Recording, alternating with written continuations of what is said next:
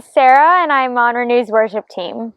Jesus became my healer after last year when I lost my brother in a tragic incident. After losing somebody that was so close to me and so close to my heart, it was hard to even fathom how Jesus could be such a loving and kind God. But through that time, he was the closest person to me, and he was the one person that was there for me all the time. Not only through that time was I dealing with emotional struggles, but I was also dealing with physical struggles. I underwent multiple surgeries. Jesus was able to heal all of that because I placed my trust fully in him.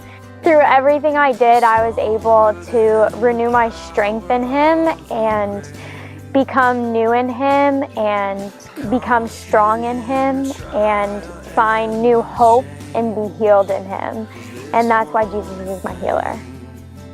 A verse that really helped me through my healing process was Isaiah 40:31. But those who hope in the Lord will renew their strength. They will soar on wings like eagles. They will run and not grow weary. They will walk and not be faint.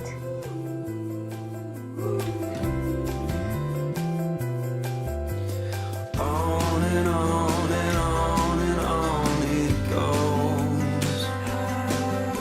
It overwhelms and satisfies my soul.